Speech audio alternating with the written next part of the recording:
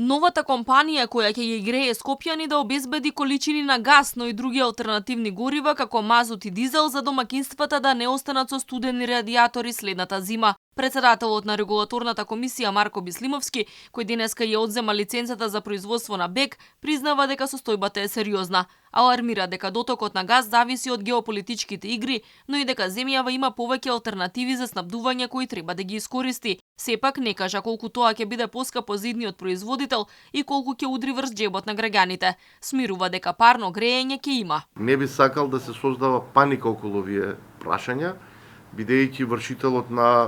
бидејќи не зависи од нас. Значи да расчистиме таа работа дека испораката, некој ако реши да прекине испорака, ќе прекине испораката.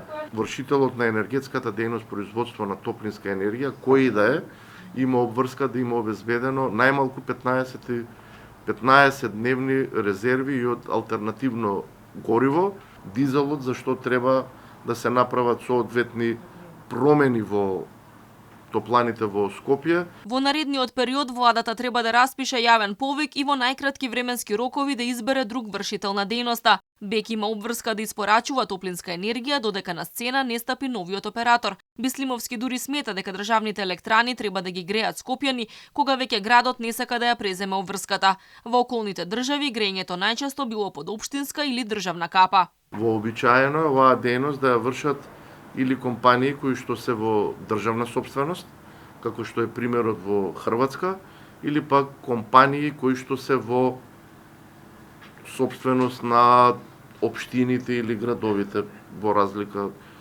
како и што е. Значи имаме во Љубљана, градот Љубљана го врши тоа со свое предпријатие, во Белград го вршат белградски топлани, во Нови Сад новосадски топлани. Во најбрзо време ќе се одлучува и за одземање на преостанатите лиценци на БЕК за дистрибуција и снабдување.